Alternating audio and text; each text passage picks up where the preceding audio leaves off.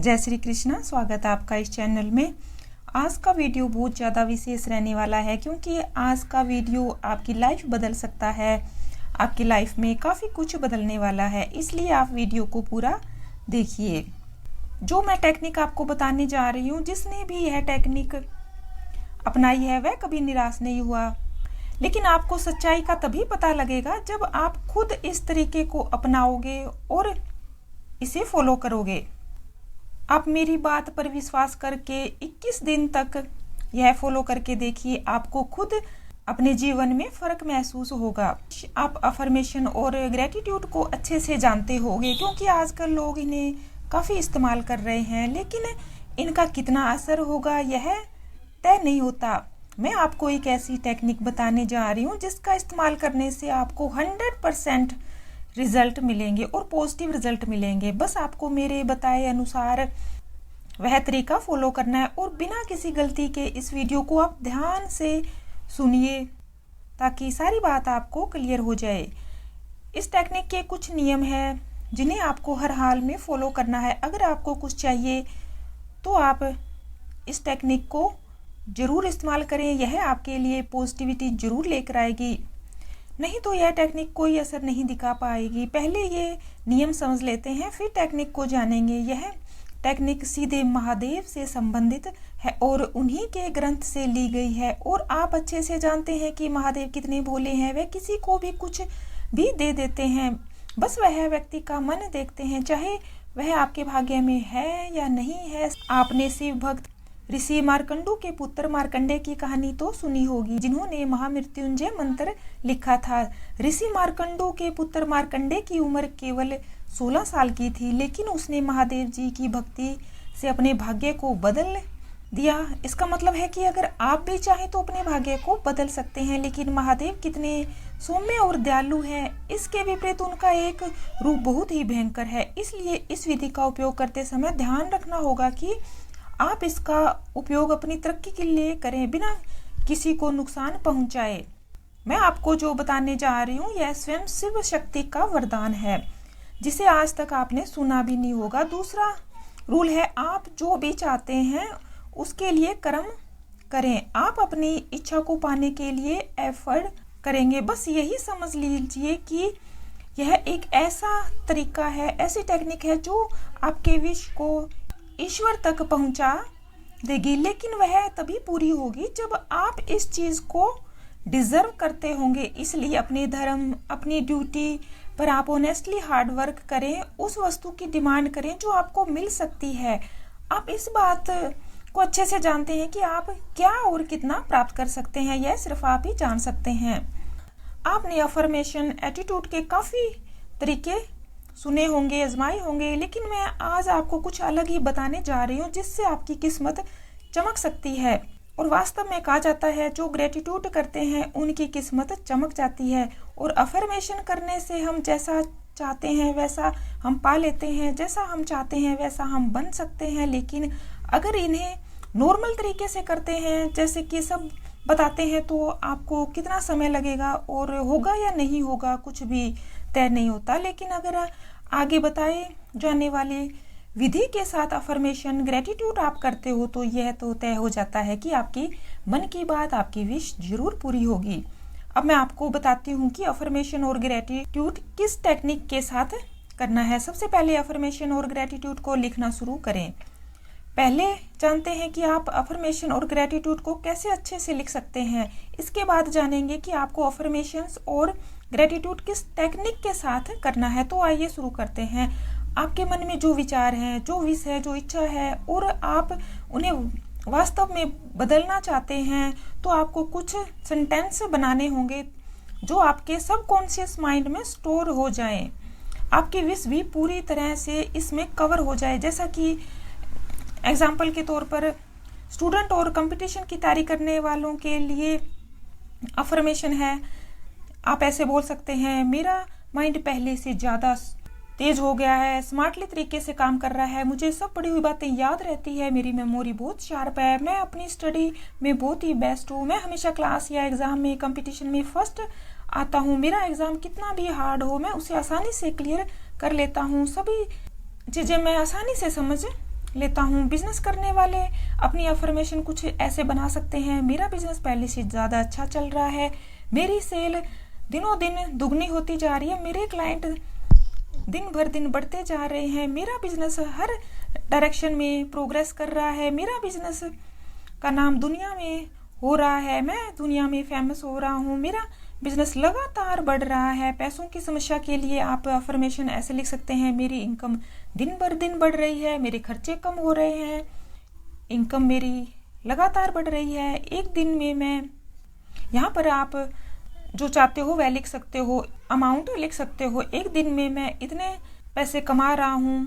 ठीक ऐसे ही आप किसी साथी को पाने के लिए अफर्मेशन बना रहे हो, तो जैसे कि मुझे मेरे पसंद का साथी मिल गया है, मेरा साथी बिल्कुल वैसा है जैसा मैंने सोचा था।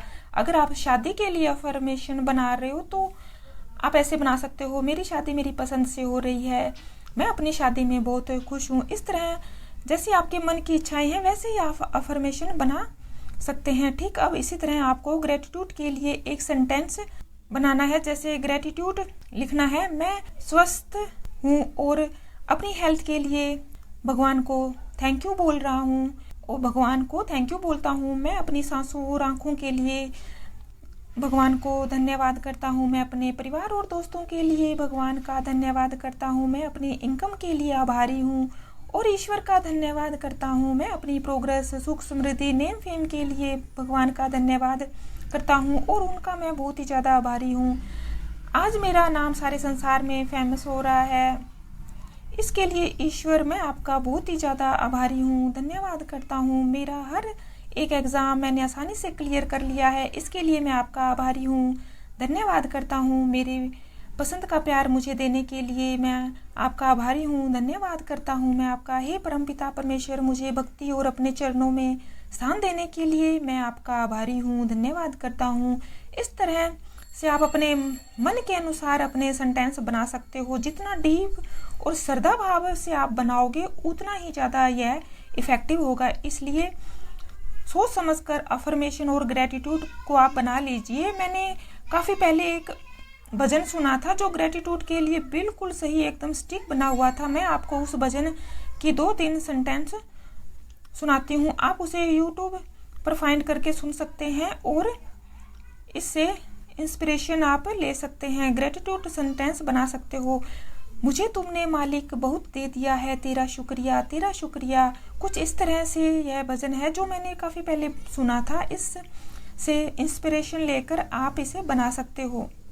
अब समझते हैं कि अफर्मेशन और ग्रेटिट्यूड किस टेक्निक के साथ करना है। आप चाहे अफर्मेशन लिखें या ग्रेटिट्यूड लिखें, आपको दोनों रात में सोने से पहले लिखने हैं। आप अपना सारा काम खत्म कर लीजिए और अपना मोबाइल भी बंद कर दीजिए।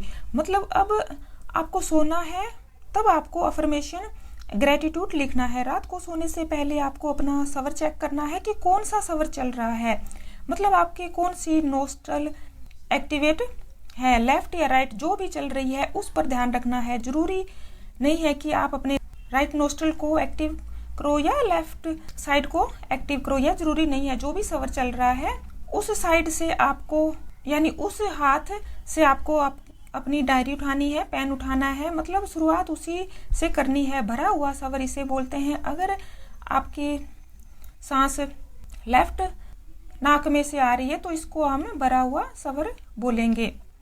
मान लीजिए आपका सूर्य सवर यानी राइट सवर चल रहा है, तो सबसे पहले आप सांस खींचकर सांस को अंदर ही रखिए। उसके बाद राइट हैंड से आप पेन उठाइए, नोटबुक उठाइए। उसके बाद राइट हैंड से नोटबुक पर पेन से एक छोटा सा स्वास्तिक या ओम डॉट आप लगा सकते हैं।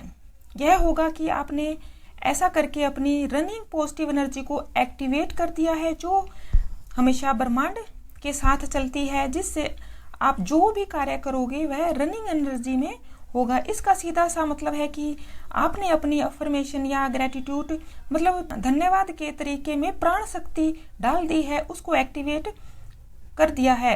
अगर आप लेफ्टी है तो आप उल्टे हाथ से काम करते हैं तो आप लेफ्ट हैंड से लिख सकते हैं। अगर आप राइट हैंड से काम करते हैं तो आप राइट हैंड से भी लिख सकते हैं, क्योंकि आपने स्टार्टिंग में ही अपनी एनर्जी को पॉजिटिव वे में एक्टिवेट कर दिया है। अब मान लीजिए आपका चंद्र सवर चल रहा है, मतलब लेफ्ट साइड की सांस आपकी चल रही है, बायां सवर आपका एक्टिवेट है, तो आप क्या करेंगे। देखिए अब आप लेफ्टी है तो कोई बात नहीं, आप आसानी से लिख लोगे, कर लोगे काम। लेकिन लेफ्ट हैंड से अगर आप नहीं लिख सकते तो लेफ्ट हैंड से आप पेन उठाओगे, लेफ्ट हैंड से वह डायरी उठाओगे और सांसों को खींचकर अपने अंदर होल्ड करोगे। लेफ्ट हैंड से आप उस नोटबुक पर छोटा सा स्वास्तिक या ओम डॉट लगा दोगे। इसका मतलब हो गया कि आपने भरे हुए सवर में अपना ग्रेटिट्यूड और अपना अफर्मेशन का जो प्रोसेस है वह स्टार्ट कर लिया है। अगर किसी कारण आपकी सांसें बुक और पेन उठाने तक रिलीज हो जाती है तो आप दोबारा से सांस लें और सांस को रोक कर एक्टिव सवर में, मतलब जो सवर चल रहा है उसी साइड के हाथ से पेन और नोटबुक उठाकर डॉट लगा दें, या आप ओम का सिंबल बना लेंगे। उसके बाद आप राइट हैंड से लिखना शुरू कर सकते हैं। इसके पीछे का विज्ञान यह है कि आप बिना सवर के कोई काम करते हैं तो वह काम डेड एनर्जी का माना जाता है, जिसका रिजल्ट आप खुद ही लगा सकते हैं।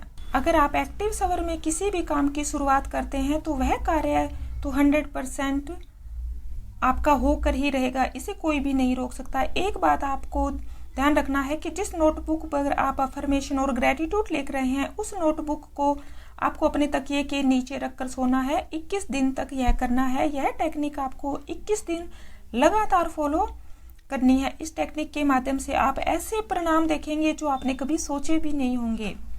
आप इसको फॉलो जरूर करिए। और जो टेक्निक मैंने आपको बताई है कि एक्टिव सवर में ही आप अपनी डायरी और पेन उठाओगे और उस पर लिखोगे, यह बहुत मुश्किल नहीं है, बहुत ही आसान है। आप करके देखिए। पूरे विश्वास के साथ अगर आप इसे करेंगे तो आपको 21 दिन के अंदर अंदर ही जो भी आपकी विश है वह कैसे पूरी होगी आप खुद भी नहीं जान पाओगे। यह बहुत ही पावरफुल टेक्निक है। इसे आप अपने दोस्तों के साथ शेयर कीजिए, अपनी फैमिली मेंबर के साथ शेयर कीजिए। जिसका जितना जल्दी विश्वास होगा उसकी विश उतनी ही जल्दी पूरी होगी। अगर आप इस चैनल पर नए हो तो प्लीज वीडियो को लाइक कीजिए, शेयर कीजिए और चैनल को सब्सक्राइब कर लीजिए ताकि आने वाली वीडियो के नोटिफिकेशन आपको मिल जाए। कमेंट बॉक्स में जय श्री कृष्णा लिखना मत भूलिए। इस चैनल के साथ जुड़े रहने के लिए आपका बहुत बहुत धन्यवाद।